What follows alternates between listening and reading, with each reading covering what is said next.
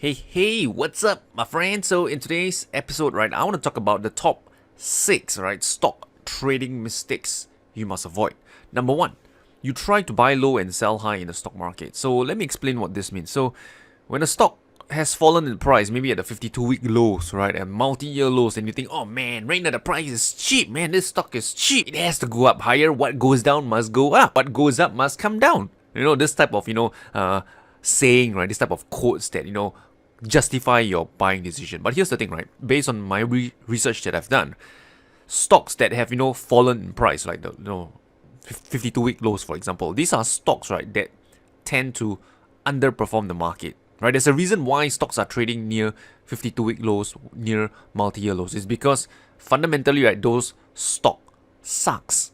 Okay, of course, there are stocks out there that eventually rebound back higher, right? From the lows, they rebound back to the highs. But we are talking about probability. More often than not, right? Stocks that are lowly priced, stocks that have, fallen a lot in price, tends to remain low and might even get delisted altogether.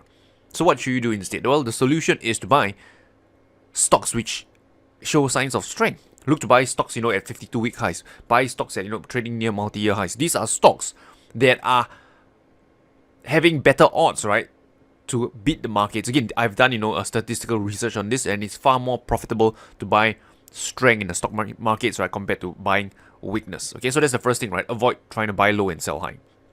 Number 2, you're long stocks, right, when the overall market is bearish. So let's say, for example, you trade a US stock markets and the S&P 500 is, let's say, below the 100-week moving average. It's in a downtrend. Then guess what? If you were to buy stocks when the overall market is in a downtrend, you're kind of like fighting against the tide, right? As you know, right, a rising tide lifts all boats, right? And it's true in the stock markets. If the overall stock market is bullish, most stocks, right, they will continue to trade higher. And if the overall market is bearish, most stocks will continue to trade lower.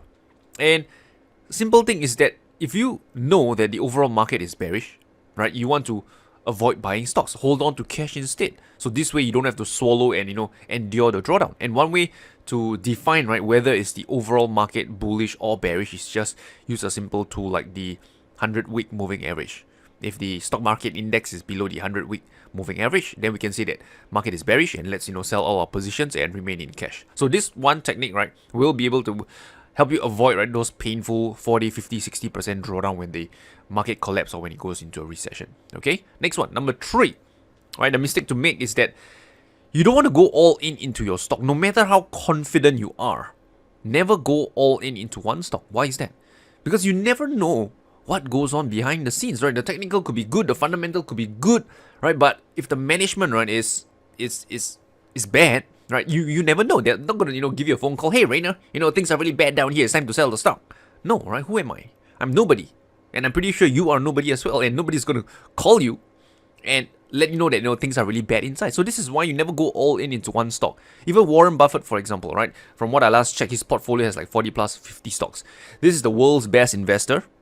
Okay, manages a ton of money, have pretty much contacts, insider access that we all don't have, and he still doesn't go all in into one or two stocks here. He diversify across a basket of stocks because he just never know which are the ones that are going to be, the mega winners and which are the ones that, it's time to cut the loss and move on. Okay, so here's the thing, right? When you trade stocks, never go all in into one stock. Right? You want to trade multiple stocks, if you can, across multiple industries as well. So that's the third thing, never go all in into one stocks.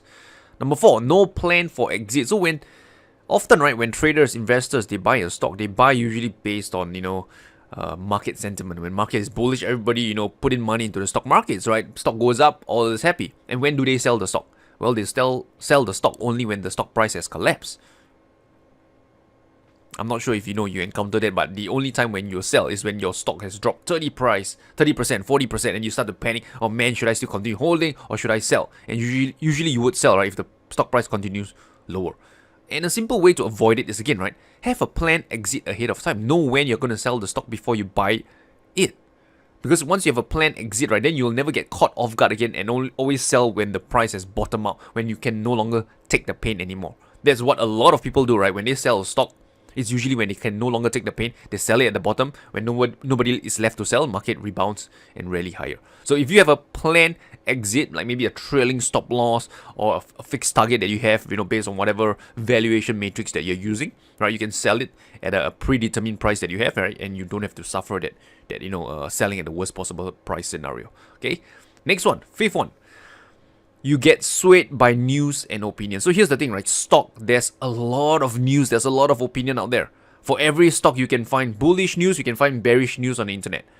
And here lies the problem. When you got so much news out there, how do you make sense out of this madness? Right, if you're a technical trader, it's like, giving you, right, all the technical trading tools from A to Z. RSI, stochastic, MACD, price action, chart patterns, candlestick patterns, trend line, support, resistance, etc. How do you know which tool to use or focus on? And this is the same problem as using, relying on news, opinions, and fundamentals, right? There are so much out there.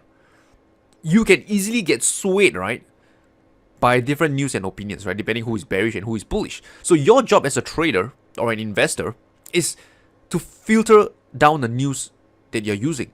If you use news in your own trading or investing decision, you must filter out the type of information that you use to make your buying and selling decision, right? I can't say which is the best because I don't use news at all in my own trading, but if you do, right, you must filter them and only use the ones, right, that are relevant to your needs and ignore everything else. It's like trading, right, using technical analysis.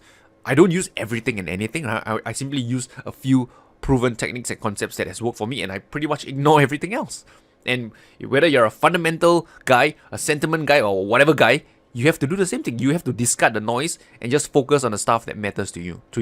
Okay, so don't get swayed by news and opinions because most of them are pretty much irrelevant.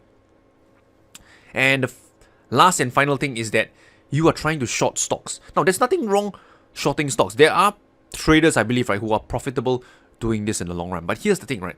If you're new to trading and you're trying to short the stock markets, you are fighting against the time, because in the long run, stock markets, they are in an uptrend. Just pull out any stock market index over the last 30-40 years, you can see that it's in a long-term uptrend.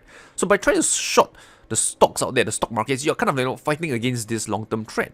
Not that it can't work, right, but the odds are against you. So if you are still trying to make money from the stock markets, my suggestion is to either keep on the long side or hold on to cash. Don't try to short the stock markets because, again, in the long run, it's usually in a long-term uptrend. And usually when there's retracement, there's pullback, right? Usually the steeper the pullback, the steeper the retracement, the stronger the subsequent rally. So if you're trying to short stocks, you short it too late and you get caught off guard, right, on the bounce higher, it's going to be painful for you. Okay, so that's kind of another tip that I have for you. So as a quick recap, 6 things to avoid when you're trading stocks. Number 1, avoid buying low, selling high. Number 2, don't buy or don't go long when the overall market is bearish. Number 3, don't go all in into one stock. Number 4, don't trade without a planned exit. Number 5, don't get swayed by news and opinions. There's a lot out there, but you must really focus on the stuff that matters to you. And number 6, right, don't try to short stocks. And if you want to learn more about stock trading, having a proven stock trading system that works, then you might want to check out this trading booklet that I've got over here called the Pullback Stock Trading System. A 31-page trading booklet where you'll discover a simple stock trading system that works. This system has generated about 1,451% since 2000, and over the last 20 years had about 18 winning years. So if you're interested in this system, right, I'll put the link below this video. You can check it out. And with that said, I wish you good luck and good trading. I will talk to you soon.